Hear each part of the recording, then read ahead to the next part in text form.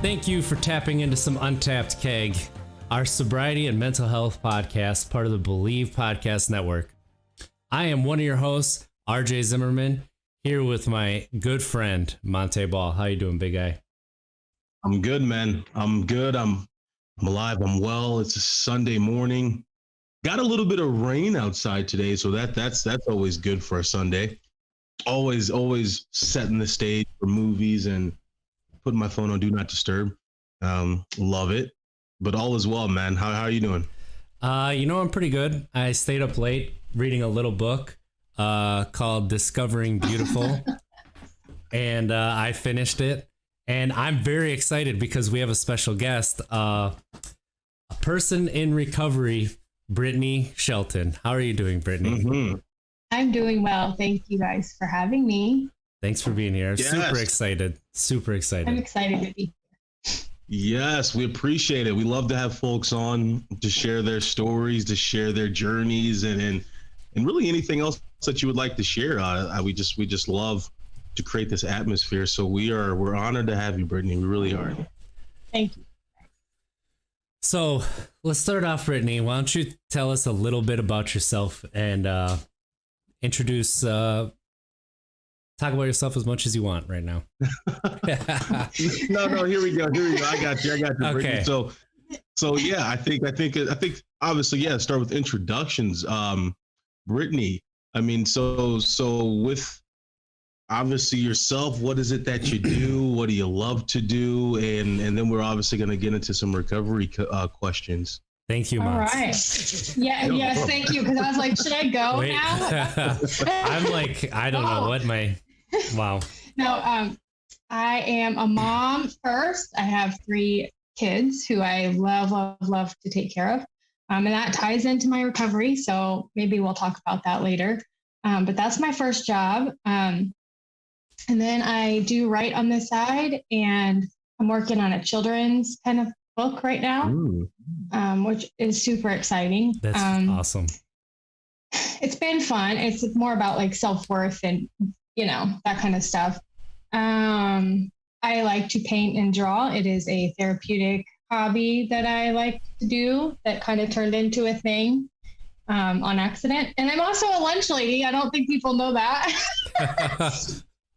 Wonderful. It is literally just something to do during the day. I hate to say it like that, but my kids are all in school. And so I was like, what can I do that has, the right hours and schedule? So I get to interact with the kiddos all day and then get home and nobody even realized I was gone all day, So I wear a lot of hats. I have a lot of fun, but recovery has kind of just showed me to make an impact no matter where I'm at and what I'm doing. So I'm just having fun with all of it. Absolutely. I think it's important. I think that word that you just said right there is the most important part, having fun. Yeah. Having fun with it, enjoying what you're doing. And I think that most definitely came out right there as you were sharing that. Well, thanks. Yeah. When you've lived the life or have the experiences I have, I feel like that's my number one thing is like, I'm not here for any of that stuff. I'm here to really enjoy the rest of what I have left. So yeah, even if it is being a lunch lady, I'm going to have a good day, so it's fine. I remember our lunch ladies, it was always the most fun. One of the, my friend's moms was a lunch lady, so that goes a long way too. But, my kids make fun of me, you guys, a lot. But like I said, I do a lot of other things, but I'm not much on recognition. I feel like I said before, I just want to have a good time. It doesn't matter to me. And so. I was going to say, that's important to talk about in terms of recovery too, because the stigma is, if you don't partake, you're not going to be fun. Like, you're a fuddy-duddy, but the fun doesn't end when you stop drinking, when you stop doing, whatever your choice was. You can still have fun after that ends. And that's important to talk about as well. I agree. It is. So I think, I mean, you're so modest, which it's just such an awesome thing. You shared obviously that you're a lunch lady, but also, I mean, you're an author. I think it's because I'm a perfectionist, and it's another thing that I sort of struggle with, an image, right? So coming out of childhood trauma, my image was so important to me. And that kind of contributed to substance abuse, right? I needed to look the part, act the part. I needed to be normal, right? So I worked so hard to fit in this place. And I was obsessed with my image. And I just feel like now I am the complete opposite. I couldn't care less what anyone thinks about what I do. And I'm proud of my accomplishments, but they aren't what make me me. And so I don't minimize them on purpose. I just feel like there's a lot of pieces of the pie that encompass who I am. Yeah. And I think that's okay. That's just amazing. Love all of it. So yeah. That's something that I struggle with. Like, I've come to realize I've struggled with it a lot of my life. A lot that I wanted, like back when I was a kid, was be accepted by people that didn't accept me, right? Like I wanted everybody to like me. And then that's just continued into adult life, that I've kind of had to try to figure out ways to not dwell on that. One thing that has helped is my kids. Like, yesterday they ran up to me. They hadn't seen me for a few hours in the morning. I was gone early. They came to the park, and first thing they yelled, "Daddy, Daddy, there you are. I was looking for you." It's like that feeling that you get then, like that erases everything else from the day. And it's amazing. And, I don't want to say that that's the only way you can get that, but that's just something that helps keep me back grounded and centers me. So Brittany, the way that I found you was on Twitter, and you were sharing the way that you tell your story, your motivational. I connected with you talking about your parents and your relationship with them, because I see a lot of myself and my relationship with my parents in those. You talk a lot about putting up barriers. How were you able to first start that? Like, what was the process to start putting the barriers in place? And how did you get through kind of the anxiousness that comes with that starting process? So like having boundaries with my family members, kind of thing? Yep. Okay. Yeah. I'm not a black and white, all or nothing type of thinker. Okay. When it comes to recovery, I feel like there's so many different things that you can do. Like you said, what brings you joy, right, is your kids. So I feel like for everybody that's different. But for me, the only thing that's black and white and cut and dry is, like I said before, I am no longer available to waste any more of my time making other people happy or comfortable, because it's like the one non-negotiable. So that helps me remember, they say, remember your why or whatever that is. That's kind of what it is. It's like, why am I even doing all of this? Well, like you said, for me, it's for my kids. And none of that can happen if I don't do this one thing, right? Which is separate myself from all of the stuff that kind of tore me down. And that kind of shifts me right back into the perspective that is the healthiest for me. So it kind of just cuts away all the crap, because emotions are tricky. Like, yes, I want to feel them all, but I'm not going to let them make my decisions for me, because had that been the case, I would have not been sober, for 15 years. I feel like I would have just continued making decisions that made everybody else happy and comfortable. So at the end of the day, it's like, you know what? This is my life. I've given way too much away to all of you. So now it's my time, and that's okay. And if you have a problem with it, I'm sorry. Maybe you should deal with that. You should confront those feelings. And it sounds, and they say that's so cold. That is, you are mean. You are. And I'm like, I guess I can see how you would perceive me that way. But at the end of the day, that's not true. And so it is very hard. And that's why I tweet about it. It's not an easy thing to be looked at like you're literally a monster. It does bother me. I'm not a machine. Yeah. It hurts. but I am a stickler, so I guess the answer would be, I just the facts. I focus on the facts, not always the feelings. But do I feel them? Of course. But I don't let them just drive everything I do. So yeah. Wow. That mindset is important. Wow. As you were sharing that, a lot of what I went throughout therapy was very similar stuff. I was allowing for my emotions to drive me, allowing for my emotions to dictate the outcome of my days, as opposed to obviously controlling your emotions and still, as you shared, being able to still feel them, but still stick with the facts, still move forward with the facts. It's an important trait to have. Absolutely. And so throughout your recovery journey, I mean, I would love to kind of dive right into this. So you seem pretty open about it, obviously. So throughout your recovery journey, or I guess let's just start at the beginning, like what sparked that change for you? What was that aha moment for you to say, like, I have to make a change? I always say exhaustion. It wasn't just, oh, you could lose your kid, right? It was that, but in retrospect, I can say it was just, I was very tired. Exhaustion. That's it. It was it. I had nothing left. No more gas.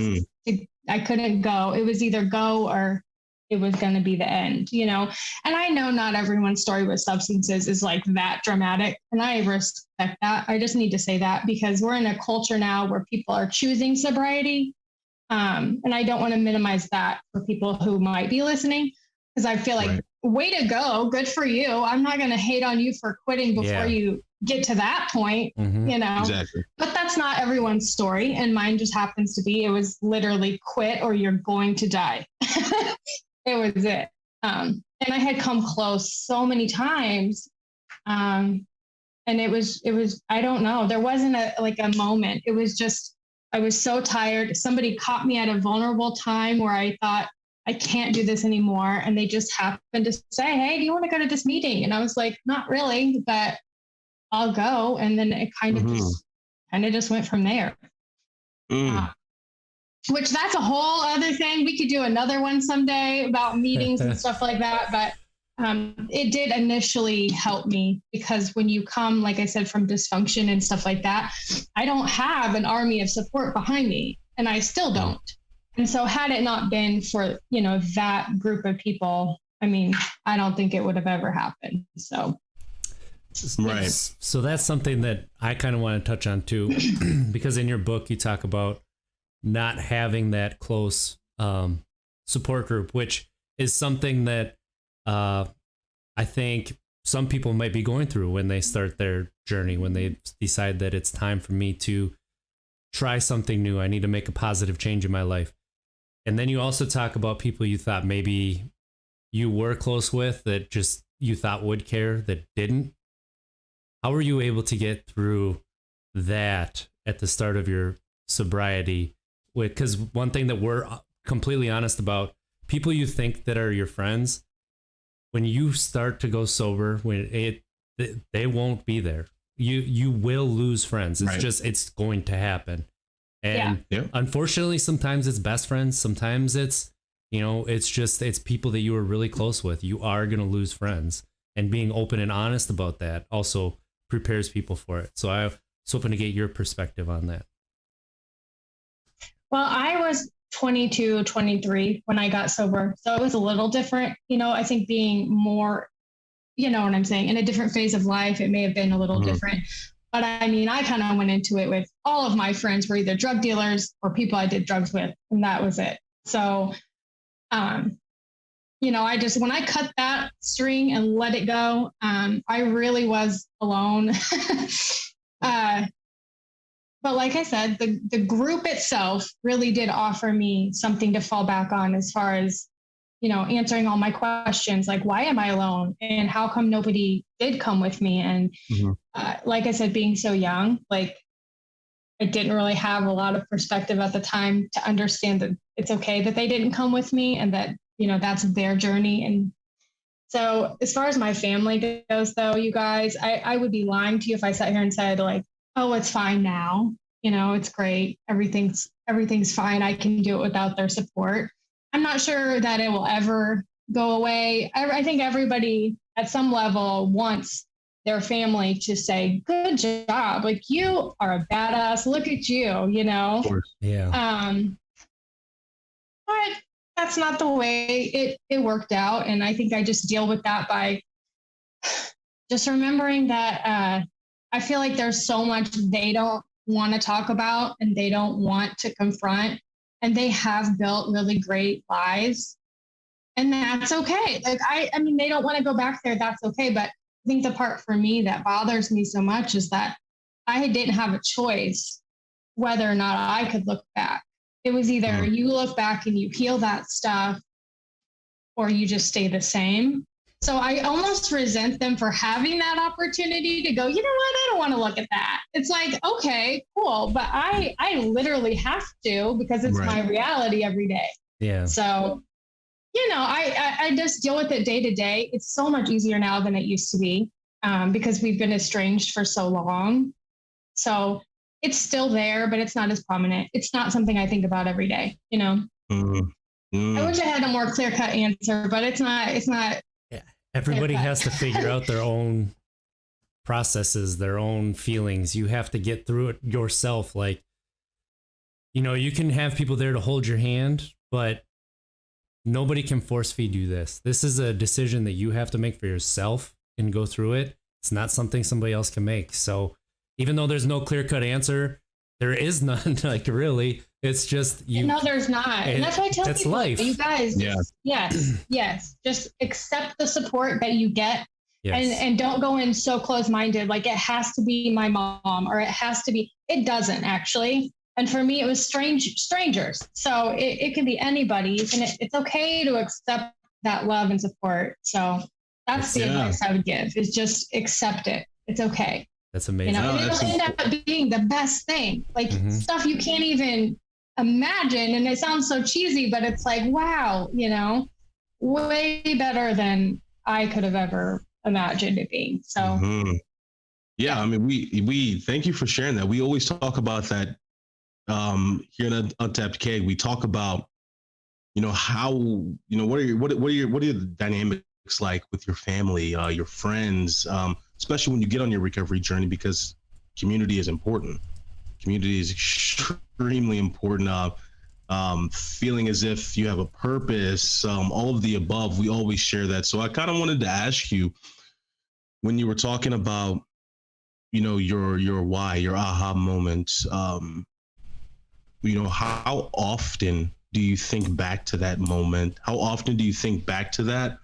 And does that provide you with any sort of motivation moving forward with when you do come across difficult days, challenging days? Oh, that's a good question.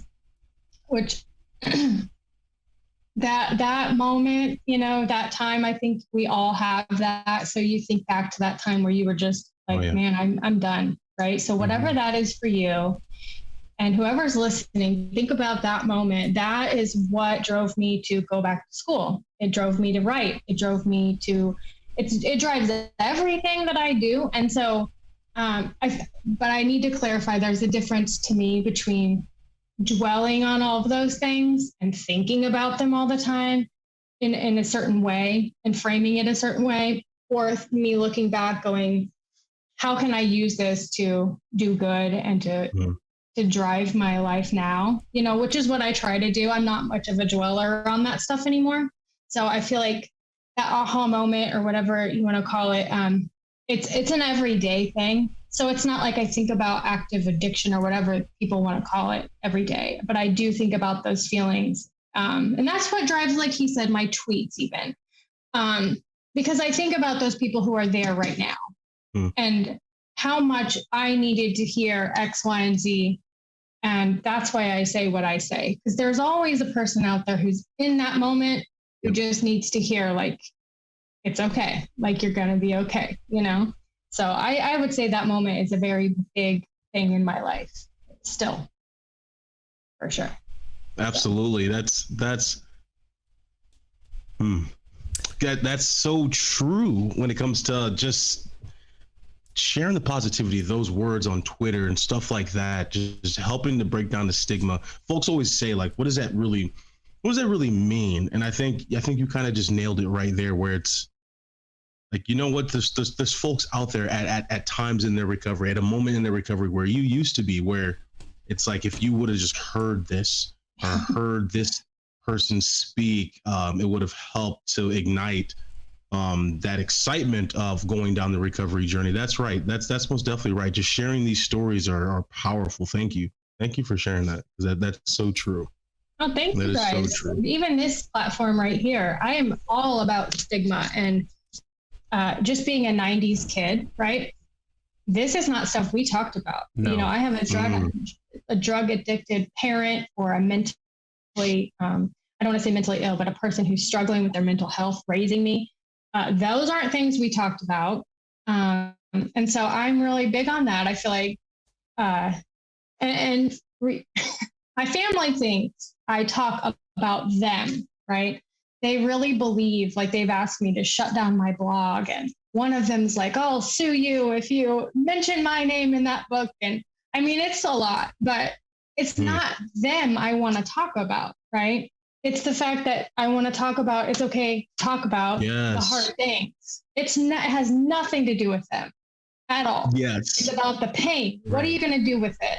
Right? We're not going to hide it. We're not going to be ashamed of it. We're going to talk about it, and we're going to help other people say, you know what? I'm not the only person going through these things. Because that is what almost killed me, is looking around my world where I lived, going, no one understands. No one could even come close to understanding the things that I was going through. And it felt like it drove that isolation that ultimately drove me to that aha place, right? Because I was alone. I was alone my whole life. I was alone in the pain. And I just feel like that is what really, really drives me, is that I don't want anybody to sit around and think, you know, dang, I'm like the only person who understands what this is like. And even if our experiences aren't the same, I believe, like, I've connected with other people in recovery who understand the pain, right? They understand the isolation and the shame. They may not understand my experiences, but we have common things where we can meet, you Absolutely. know? Yeah. And that's why you guys are probably here too, right? Like, just to connect with everyone. Yes, so. Absolutely. You know, there's similarities in all of our stories. Like, you know, whether we talk about a rock bottom or an aha moment, it's all different, but all of our stories, there's themes that run through it. There's similarities that we can all relate to. That's why talking peer to peer is so powerful. And knowing that, you know, I grew up, both my parents in the household, but there were still things that happened that led me to abuse alcohol. I grew up knowing my dad was an alcoholic and went sober. You know what he did? I don't think I've never heard him say that he was an alcoholic, but I grew up in a household where my mom drank like once a year and never really around my dad. And then my dad never drank, and I still ended up, you know, falling down the alcohol trap. And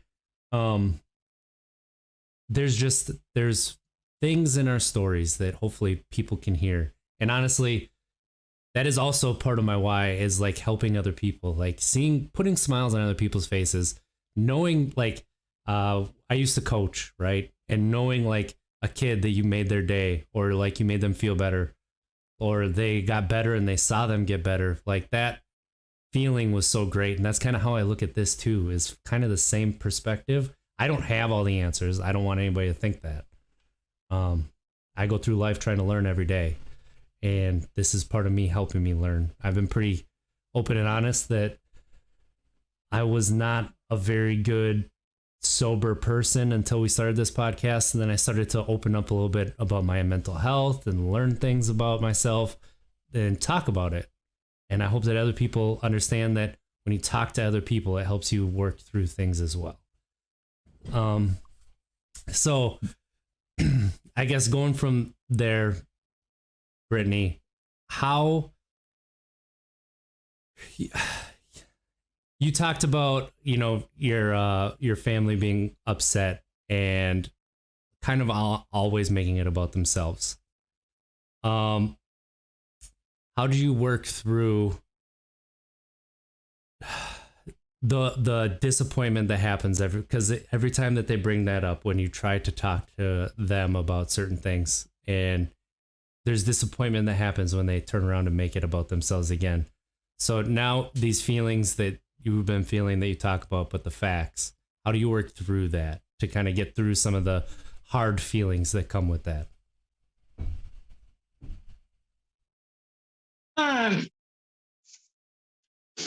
To be completely honest, it really is just frustration. It used to be sadness. It used to be all these things. And now it's just frustrating.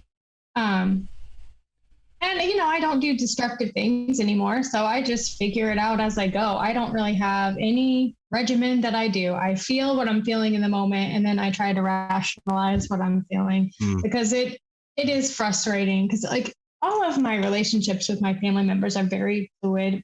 And then there are a couple that are just done. And so they love to do that whole, I talked to so-and-so today and the so-and-so that I don't talk to and haven't for 5-10 years or whatever. And here's what they said. And it's hard with our boundaries in our family to kind of,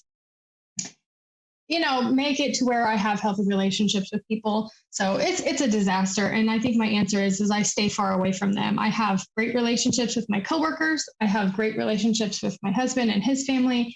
And, I think to rectify my crazy family, I just stay away. I don't friend people on Facebook. I literally have just a whole new world that I live in that is completely separate. So, and I want to add something really quick. You talk about how you're just now learning certain things, right? Mm-hmm. And I actually wrote that down when I was just kind of making notes.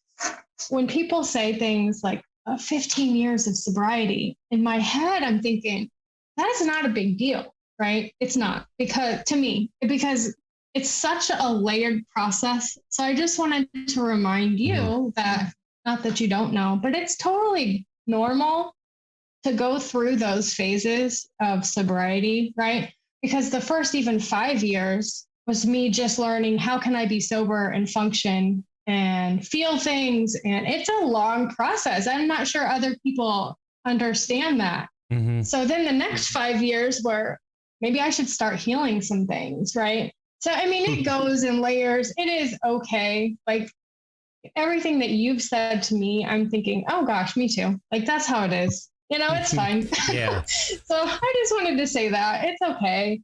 Like sobriety is weird and it's just messy and you're doing great. Thank you. Yeah. I appreciate that. Yeah. Well, I numbed my feelings and I kept them out. So now as a 35-year-old man trying to discover emotional intelligence is just, it's hard for me. My 3-year-old son has so much more emotional intelligence than I do. Like Mons was in the text, he's like, I wish I had this level of emotional intelligence when my wife told the story. And I'm like, yeah, me too. I didn't even realize he's so smart. It's unreal. So yeah. No, this is, I'm telling you guys, important stuff, talking about how you just have to, you got to do it for yourself. You got to do it for yourself. Your happiness is as you stated, Brittany, it's non-negotiable. It's your happiness comes first. And I think that is an important topic that we've talked about a lot on here, where it's like, because at times you feel guilty. I've went times of feeling guilty of cutting off some people, cutting some people out of my life that I had to get away from because their direction, the path that they were on, it just did not mesh well with the direction that I wanted to go. And that guiltiness was there for about 18 months to about 2 years, until I started to really just understand, again, what this topic is, that, it's my happiness. It's my life. It's my road. It's my journey. So this is important stuff. And I think, Brittany, I we've done so much talking of some of the little difficult stuff here. I kind of wanted to get into some fun stuff. So like, since you've been on this journey, since you've, you've had to, I hate saying it this way, but just for lack of better words, you rid some folks from your circle, kind of push the edge just a little bit, just because of your happiness is important to you. So since that decision, what have you gained? Kind of a broad question in the sense, because there's just so much, but I guess if there was one or two things that you've gained since you've made that decision, what would that, what has that been? Or what is that? What is that? It is, I already have an answer. It is freedom to be myself. Oh my gosh. There's nothing, to me, there's nothing better than that. And I preface this by saying, like, when we talk about this stuff, I feel like, of course, it sounds selfish, but I think people need to realize we're starting in the red, right? So when we say put yourself first, we're not saying put yourself before everyone else. We're saying we're starting down here. So when we say put ourselves first, we're coming back to baseline where everybody else is who has a healthy relationship with themselves. So yes, that freedom of just saying, like, I am who I am. I'm done fixing myself. I'm just going to be in my skin and love my life and love my kids. And that's it. There's a big period there. That's it. Like, I just want to be who I am. Just let me be. And if I grow and change, that's the goal, right? To keep doing that every day. But I'm done paying for my past. I'm done talking about it. I'm done, wallowing in it. I'm just going to move on. And I just think freedom is what comes to mind when you ask that. That's the best thing, because where I come from is you're either stuck in it and tied to it, or you're not. And I've not met anybody else who's gotten out. So I'm just, really thankful still. And I'm just happy to be free of all of it. It's the best feeling, because it's so heavy. Yeah. Yeah. No. That's what you shared about how the journey is layered is so true, because I think, you essentially like graduate to that moment. And I don't even think I'm fully there yet. I really want to get to that point to where you're at, but it's that graduation in the sense of now let's figure out what I need to heal. Who I may need to, get out of my life, etc. But also, just really just focusing on your freedom, your happiness. That's what this is all about. These messages are extremely important. And we have a saying here at Untapped Keg that is very apt for what you said, and that, going sober, and then we also put it to mental health or recovery, is the most selfish decision you can make. Because if you are not taking care of yourself, then you're just a burden to everybody else. You be your best self, right? So that you can help take care of everybody else. And that's like really the root of what I think you were saying too. And then to add on to what Mont said, they're kind of discovering who you are as a person too. Yeah. Because that's something that I struggled with. Like, who's RJ? I'm not, sometimes I don't even know yet. And I'm still trying to discover who exactly I am, but that's okay. There's nothing wrong with me trying to discover that. That's part of the reason that I wanted to leave Wisconsin was I think that I was just, a lot of my identity was caught up in Wisconsin, and I was unhappy with that. And I needed something different. So, and I can feel like how much happier I am to be out of the culture. Like, that doesn't mean that the culture's bad. It just wasn't for me. So, we talked about, being a lunch lady and other stuff. One thing we talk about in recovery is finding new habits and finding new hobbies. You said that you picked up painting. How's that been going? I'm glad you asked. Listen, when I was a kid, I drew all the time. It was like my thing. And I know, by the way, thank you for buying my book and supporting it and reading it. But I talked about, my brother's passing, and that day I was drawing, right? And I think that's pretty much the last time I remember sitting and drawing, which is so silly, but to me, it was my way back then of kind of leaving, okay, I'm going to be in this notebook all day. And so I feel like I'm 38 and I just within the last year kind of picked it back up again. It's almost like I forgot that I like to draw. I know it's bizarre. I was like, oh, I like this, I've always been crafty, but okay. But that's another story, you guys. I have forgotten a very big chunk of who I used to be. And I always tell people, I feel like as a kid, I was pretty busy. I was really busy doing things that weren't kid things. And so I didn't have a lot of time. Like with my kids, I'm sure you guys understand, I make sure that they do develop emotional intelligence, that I do encourage them to figure out who they are and what they like. And we make a big deal out of those things. Mm-hmm. And so, it's hard to balance being that mom, but also at the same time figuring out who the F I am, Yeah. So I get it. Like painting is now a thing that's like a good thing. It's not a sad thing. It's not a coping mechanism. It is a way to express myself. So it is on the other end of the spectrum. I've taken something that used to be bad and I've turned it into something that is an expressive thing now, not a coping thing. And so it's been great. And I always say it's art therapy, but in more so of a way where I can kind of like recharge and just de-stress. So finding everyone really finding kind of those little pieces of your own happiness. I think it's important, and art for me is just that thing. So it's been fun. So. That's awesome. Was art and so like art was the thing that you went to during challenging times. Mm-hmm. Was that something that you kind of really relied on? Very much so. I always say, like, I knew early on that the adults of my life were useless. I mean, they really were.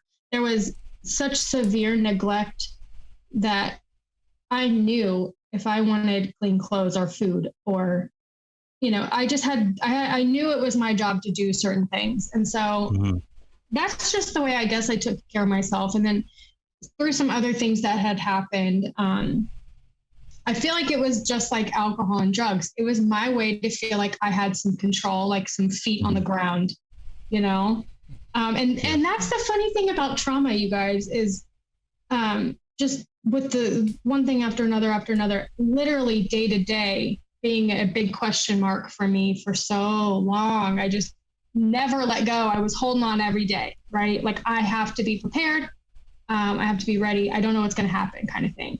And so that was my thing that anchored me. And so I feel like it always transitioned as I got older, like it wasn't art. It ended up being, substances. So I ended up kind of clinging to an anchor all the way through. They were just never healthy ones, right? I just didn't know what to do. So for me, my sobriety is just a little different because trauma recovery is a little bit different than just, addiction recovery, I guess.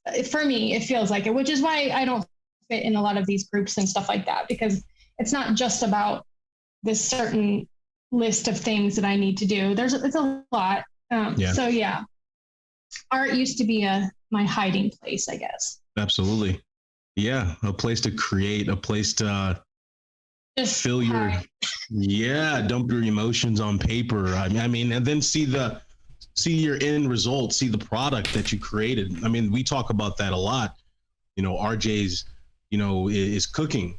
Yeah. That being kind of like, occupy the hands and allow for your mind to just escape, a way healthier escape as opposed to obviously using a substance.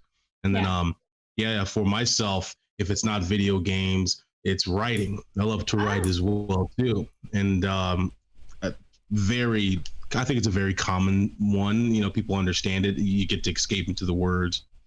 Story kind of writes itself, which is such a beautiful process. So these are important stuff. And so you got art. What else was it? What else? We're trying to learn about Brittany. What else was it? You know what else is the anxiety? I don't think we've talked a lot about the anxiety / depression stuff. And for me, I'm not, like I said before, I'm not huge on medications for myself personally. No shade on anyone else. But for me, the art and stuff like that, it is the only time my brain is not on 100, you know?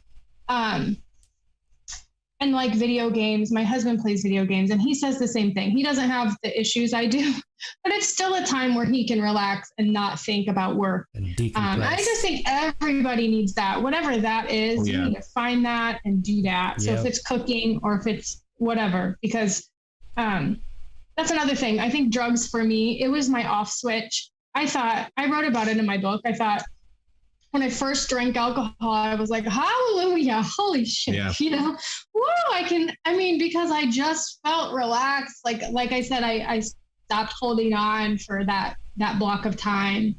And it just felt so good to not worry, you know? So I do think that those habits and things you do to calm down or find who you are also, you know, dually good for therapeutic purposes, you know, just calming down and losing yourself for a minute. It's great. That's such a best way to put it too, because trying to explain, you know, the whole occupy the hands, free the mind type of thing. I think it's a very simple, very simplistic way to put it. I think you just did, where it's just like, I hang out with a lot of normies, you guys. They don't get stuff. They're like, what? I need to turn it off for a minute. You know? I love that though. It's so true. Just find something that calms you down.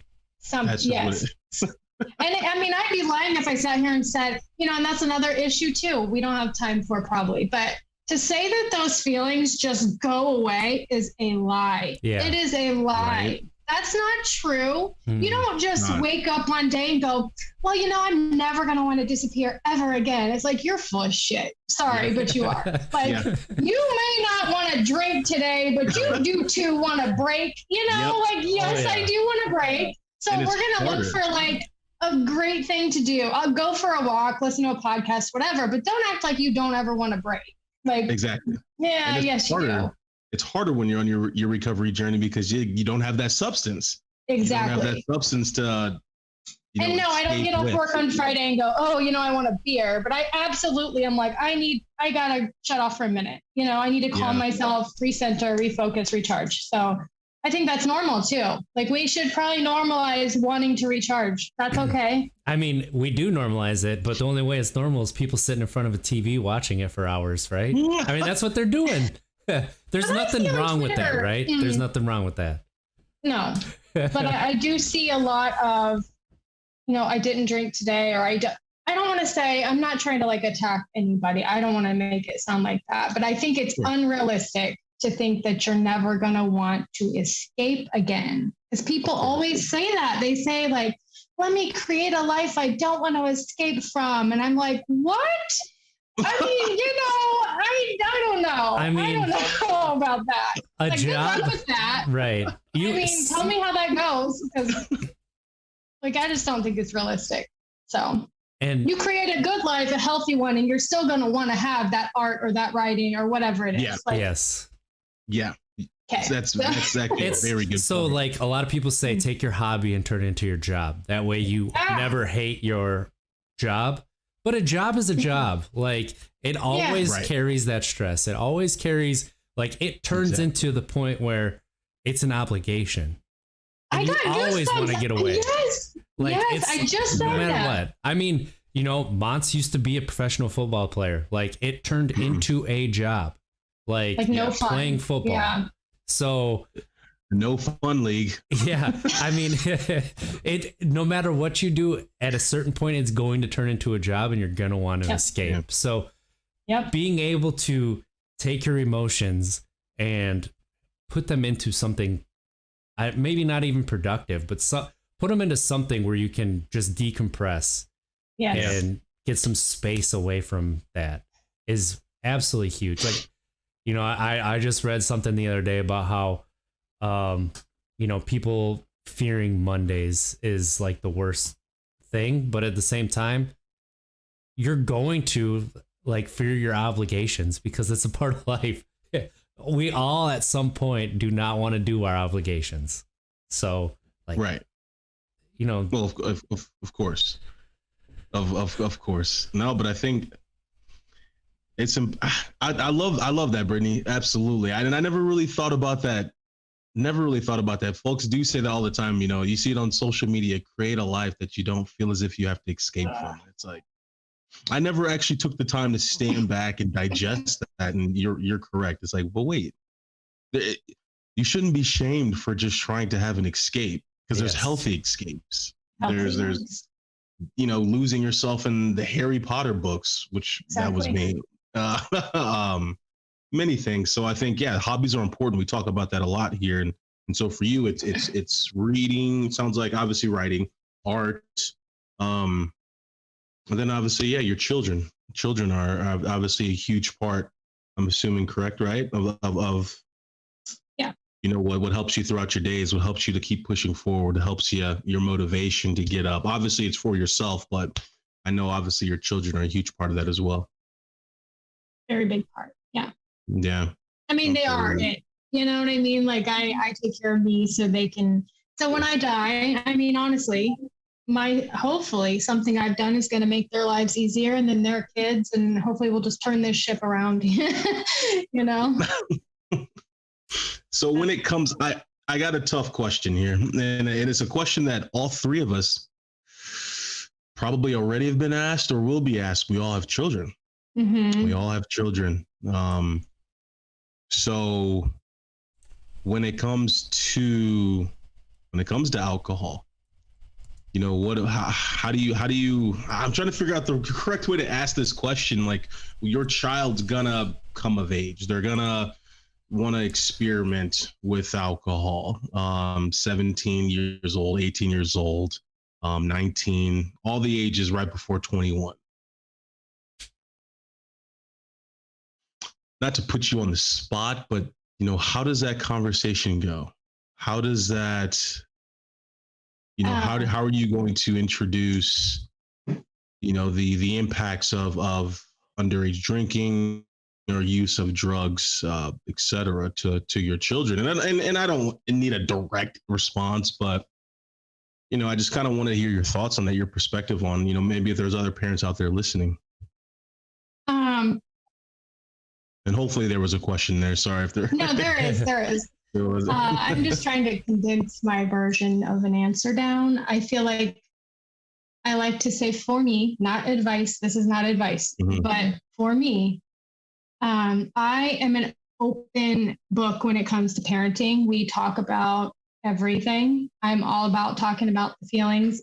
Obviously, it's all age appropriate, but once they hit, you know, certain phases of their life, like, it's time to talk. We talk all the time about things. I do have a 19-year-old son who just graduated high school. And real quick, funny story is he went to his very first house party ever. And he called me and he said, "You were right. This is so stupid." And I said, so he stayed and everyone drank. And he said, "Well, I won all the pong games because everybody else was drunk." He was stone cold sober the whole time. And he's like, they just look so stupid. And I'm like, well, because for me, it started out with house parties, right? And I always thought like I was having fun. So with him, I hit a lot on, you know, yes, you can go, but I mean, here are your choices. You know what I mean? And we talked a lot about like the science of the brain, because to me, I feel like kids these days don't want to hear philosophical crap. They want to hear facts. In our house, they need. My husband's very analytical too. Like, he needs proof, right? He needs reasons why. And so my sons are that way. And so I guess my answer would be, I've explained to him from a very young age, biology, my DNA, where I come from, how that works. And it's not just me saying, I don't want you to drink. It's here's why, right? Because this is what happens to my brain and my body. And chances are that could happen to you too. Yeah.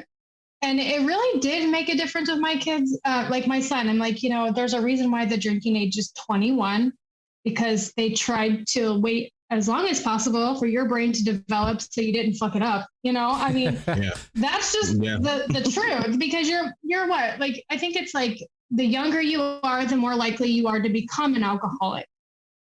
The onset age that you start drinking, it like triples your chances of becoming dependent upon alcohol. So, I mean, I just explained the boring facts because nobody wants their mom, just nagging. And like, I think it always comes off as I'm trying to control you type of thing. Mm-hmm. So with my kids, I'm like, I love you. You can do, if that's what you want to do. Okay. But I don't want you drinking or doing drugs. And here's why. Absolutely. Right. So go have fun, do your thing, but don't kill your brain. Because I feel like my brother and I were so young when we started doing those things. And I'm not saying we wouldn't have ended up where we did at the end of the day.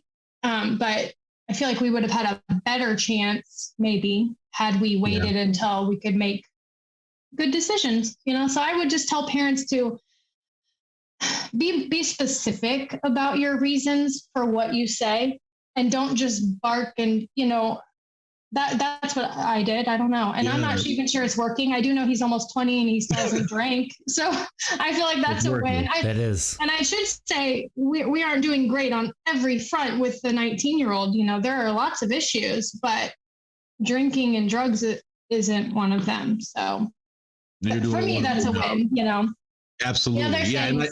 Yeah. And I don't want to put them on the spot like that, but that's a very well put answer, and that's just, my son is 5, so I got some time.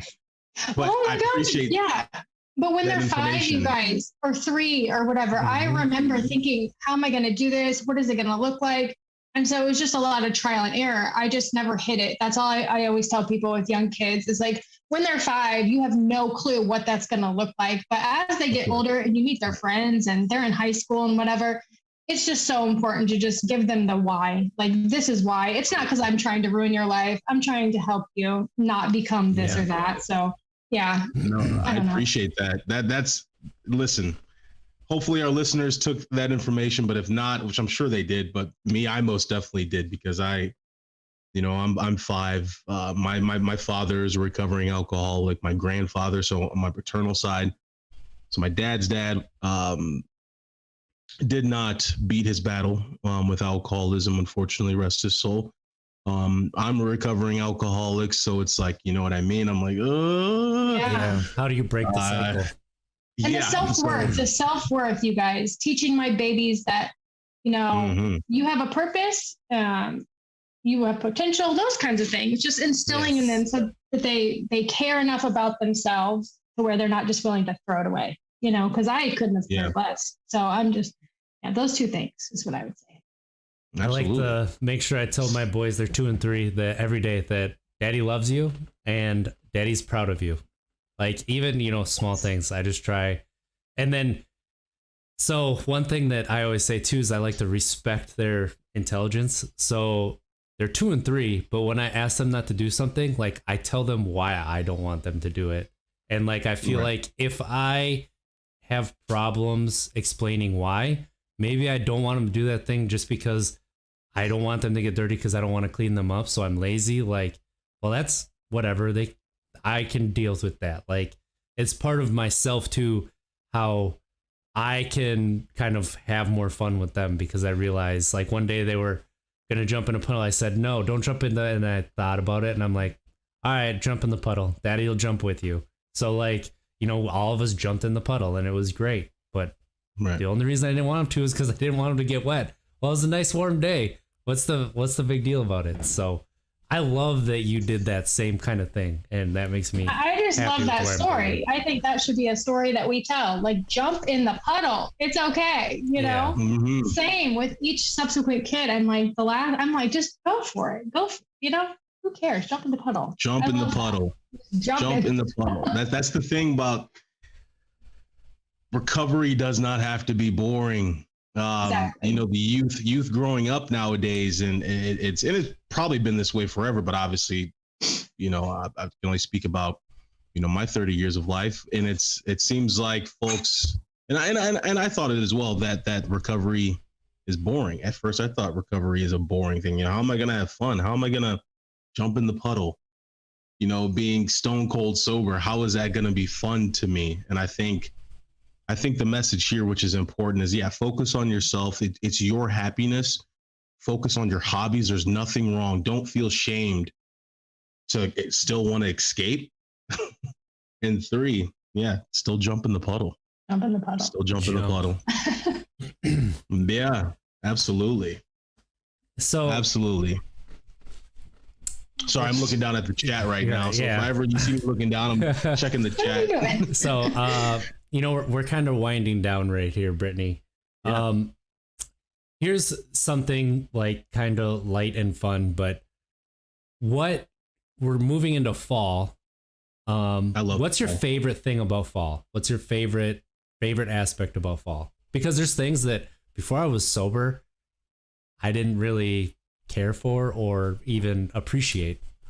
Even the changing of the color of the leaves, I didn't appreciate. You did. No, I didn't. I really didn't care about but I didn't care about the leaves changing, like the colors. So you're talking about the actual, like life, like the world, the actual, like things in fall. I got you. My answer is going to be pretty boring because it's the small things like you mentioned that I really, really look forward to and get excited about. So my first answer would be my little one.